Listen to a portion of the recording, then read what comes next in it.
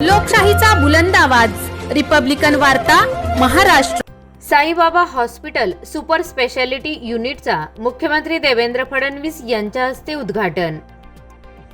नाशिक शहरातील आरोग्य सेवा क्षेत्रात मोलाची भर घालणारे आणि संपूर्ण राज्यभरात प्रसिद्ध असलेले Saibaba hospital heart institute and super specialist hospital आता एका नव्या युगात प्रवेश करत आहे। येत्या 2 जून रोजी महाराष्ट्र राज्याचे माननीय मुख्यमंत्री देवेंद्र फडणवीस यांच्या हस्ते या हॉस्पिटलच्या नव्या सुपर स्पेशालिटी युनिटचे भव्य उद्घाटन होणार आहे। हा कार्यक्रम सायंकाळी 4 वाजल्यापासून सुरू होणार असून मान्यवरांच्या उपस्थितीत अत्यंत उत्साही वातावरणात पार पडणार आहे। नाशिक शहरात आणि राज्यभरातील रुग्णांना अत्याधुनिक वैद्यकीय सेवा आणि तज्ज्ञ डॉक्टरांचे मार्गदर्शन एकाच छताखाली मिळावे या हेतूने हे हॉस्पिटल उभारण्यात आले आहे। साईबाबा हॉस्पिटलचे संस्थापक आणि नाशिकमधील प्रख्यात हृदयरोग तज्ज्ञ डॉक्टर अनिरुद्ध धर्माधिकारी यांचे वैद्यकीय क्षेत्रातील योगदान अत्यंत मोलाचे असून त्यांच्या नेतृत्वाखाली हॉस्पिटलने एक विश्वासार्ह वैद्यकीय केंद्र म्हणून नाव कमावले आहे। डॉक्टर धर्माधिकारी यांनी सर्व नाशिककर नागरिकांना या उद्घाटन सोहळ्यास उपस्थित राहण्याचे आवाहन केले आहे।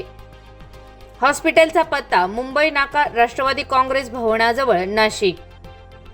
या नव्या सुपर स्पेशालिटी युनिटमुळे हृदयरोग, न्यूरोलॉजी, ऑर्थोपेडिक्स, कॅन्सर उपचार, किडनी संबंधित आजार व इतर अनेक गंभीर आजारांवर नाशिकमध्येच पूर्णपणे आणि अद्ययावत उपचार मिळणार असून याचा लाभ हजारो नागरिकांना होणार आहे।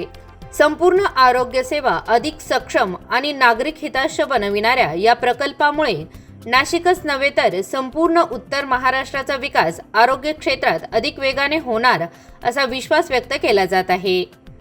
2 तारखेला सोमवारी माननीय मुख्यमंत्री साहेबांच्या हस्ते हॉस्पिटलचं उद्घाटन होईल। त्यानंतर ते औपचारिक किंवा अनौपचारिक गप्पा मारतील सगळ्यांशी जे उपस्थित असतील त्यांच्याशी, आणि त्यानंतर आपण जे हायवेवर फ्लायओव्हर आहे तिथे प्रत्येक पियरवर रामायणातल्या एका घटनेवर आधारित चित्र केलेलं आहे, त्या चित्रांचं उद्घाटन करतील आणि उपस्थितांना मार्गदर्शन करतील। रिपब्लिकन वार्ता महाराष्ट्र न्यूजसाठी विशेष प्रतिनिधी आनंद Dabhade, Nashik. Subscribe now and press the bell icon. Never miss an update.